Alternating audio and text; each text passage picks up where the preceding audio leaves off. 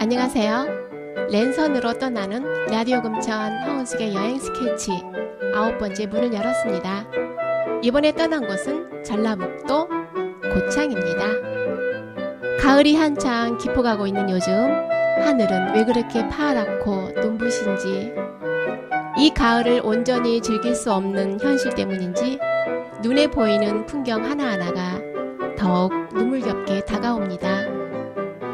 고창의 가을은 어떤 모습일까요? 그럼 저와 함께 지금 바로 고창으로 함께 떠나볼까요? 채널 고정, 좋아요 꾹 눌러주세요.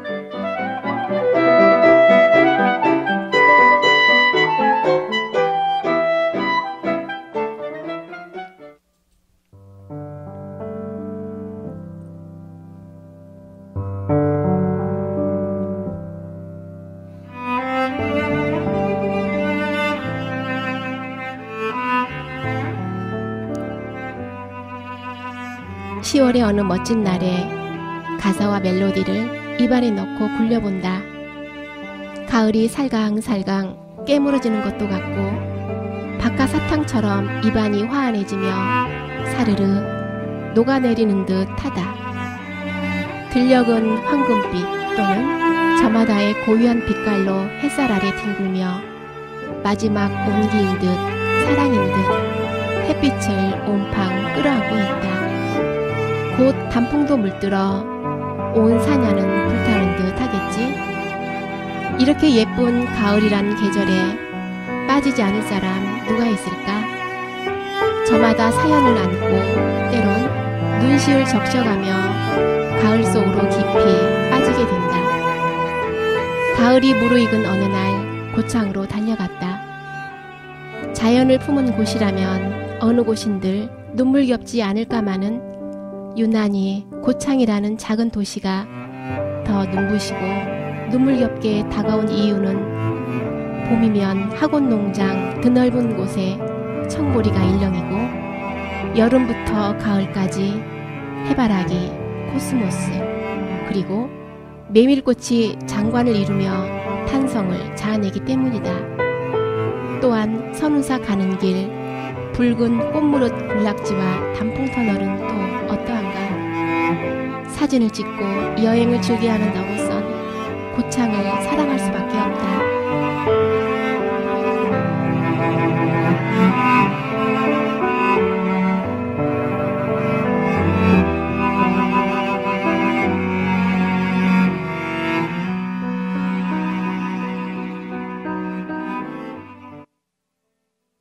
새벽에 도착한 곳은 선운사다.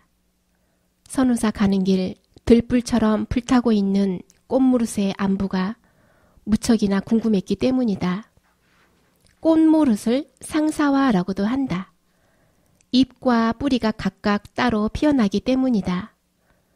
그렇기 때문에 이들은 서로를 그리워할 수밖에 없다. 꽃의 안부가 궁금해질 때쯤 잎은 어느새 시들어 흔적도 없어지고 잎이 짓무르게 푸르러도 꽃은 여전히 감감, 소식 한 장 띄우질 않는다. 여름이 지나도록 서로를 그리워하다 초가을이 되어서야 꽃잎은 빨갛게 타들었던 마음 펑펑 터트린다. 그리움이 타들어가면 하얗게 재만 남는 게 아니라 저렇듯 선연한 핏자국 같은 붉은 마음만 남는다는 것을 보여주는 듯하다. 선운사 가는 길 꽃무릇이 지고 있다. 안타까웠지만 자연의 순환을 거스를 수는 없겠지? 선운사 경내 역시 고요하기 이를 데 없다. 스쳐 지나는 스님의 발자국 소리와 동백숲에서 오는 산새 소리, 그리고 고요히 여물어가는 감과 모과 등 가을 열매들이 있었다. 도솔산 북쪽 기슭에 자리 잡고 있는 선운사는 오랜 역사와 함께 빼어난 자연 경관을 자랑한다. 뿐만 아니라 소중한 불교 문화재들을 지니고 있어 사시사철 관광객들 발길이 끊이지 않는다. 꽃무릇과 단풍뿐만 아니라 눈 내리는 한겨울에 붉은 꽃송이를 펑펑 피어올리는 선운사 동백꽃의 고화한 자태는 시인 묵객들의 예찬과 함께 많은 이들의 사랑을 받고 있다.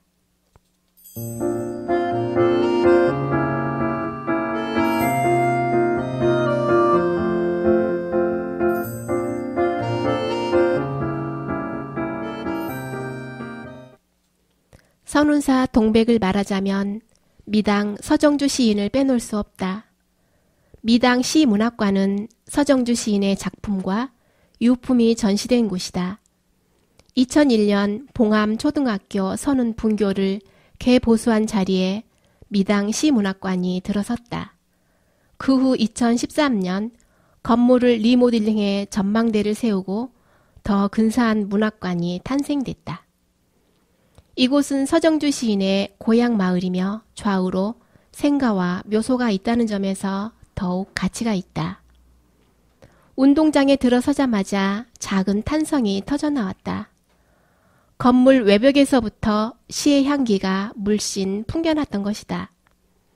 오래전 아이들이 뛰놀던 운동장엔 야생화와 잔디가 깔려있고 전망대를 타고 오른 담쟁이가 붉게 물들고 있다. 한때 열정적으로 문학회 활동을 하며 회원들과 함께 전국 많은 문학관을 다녀봤지만 미당 시문학관은 여느 문학관과는 확연히 다르다는 것을 느꼈다. 이곳에서 2016년 잎과 뿌리에 관한 식물학으로 동아일보 신춘문예에 당선된 조상호 시인을 만났다. 조상호 시인은 이곳에서 학예 업무를 담당하며 방문객들에게 미당 시인에 대한 해설도 한다. 조상호 시인 말에 의하면 이곳의 가장 큰 장점은 적절한 장소성과 자연 친화적으로 건물을 설계했다는 것이다. 대표적인 곳이 건물 한쪽에 우뚝 솟은 전망대다. 이어령 시인이 이 전망대를 바람의 전망대라고 이름 지었다고 한다. 전망대로 오르는 층층 계단 벽면과 작은 공간엔 미당 시인의 육필 원고뿐만 아니라 생전에 쓰던 유품들이 정갈하게 전시되어 있다. 전망대 꼭대기에서 곰소항과 줄포, 부안 격포 바다가 한눈에 들어온다. 그 경치가 참으로 아름답다.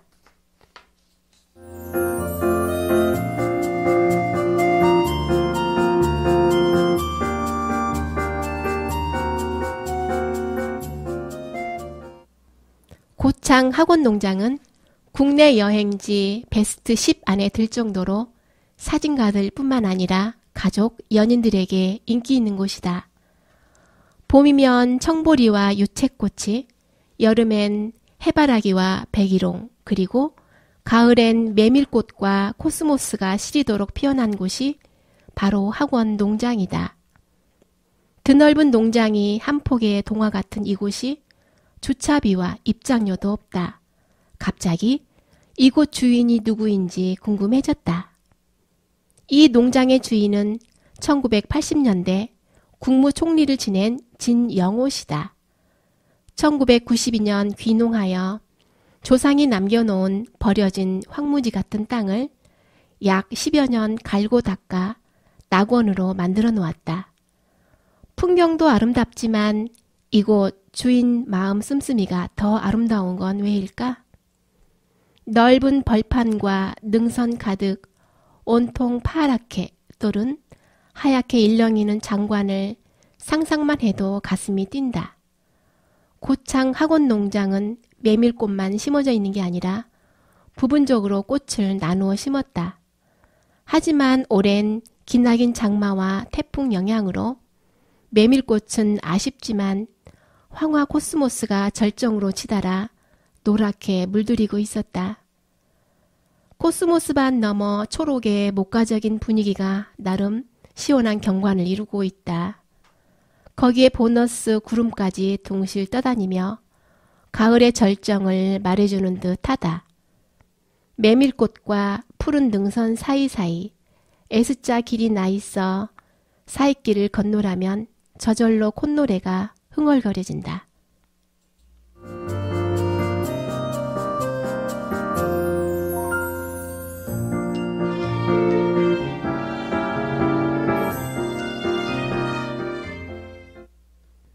고창읍성은 조선 단종 원년 1454년에 외침을 막기 위해 전라도민들이 유비무환의 슬기로 축성한 자연석 성곽이다.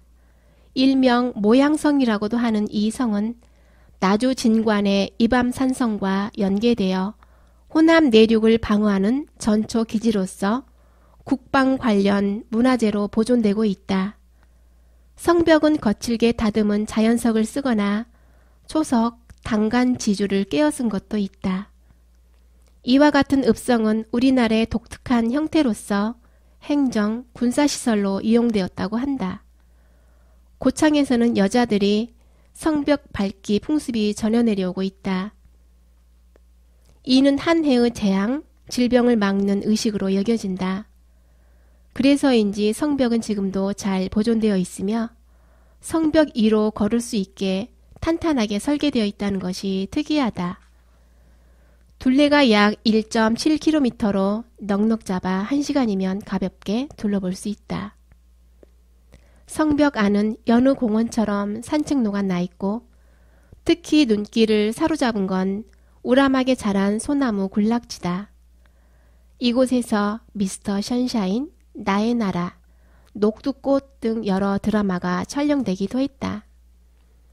봄엔 유연한 곡선으로 이루어진 성벽을 따라 철쭉이 피어나 많은 사진가들을 유혹하기도 하며 성곽을 따라 불을 밝히고 있는 야경 또한 빼놓을 수 없는 장관을 연출한다.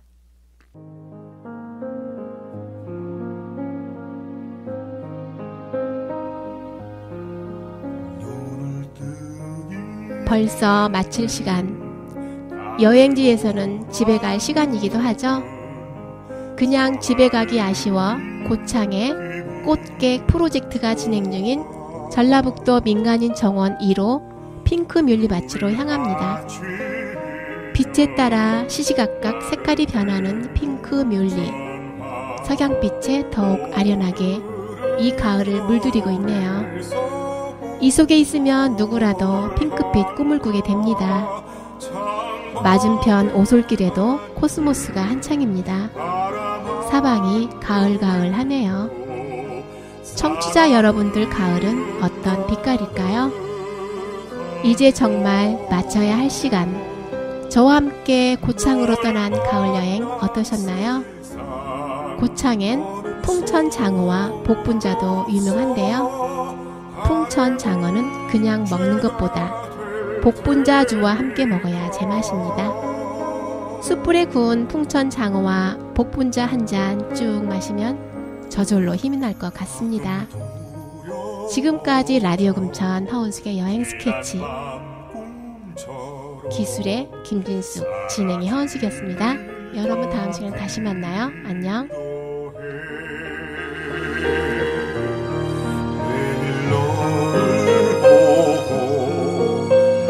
손을 잡고 내 곁에 있는 너를 화이해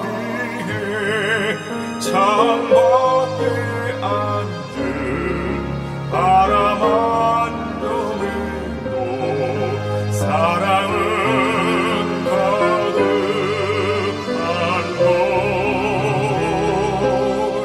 가득한 널 만난 더는 소원 없어 바람은 죄가 될 테니까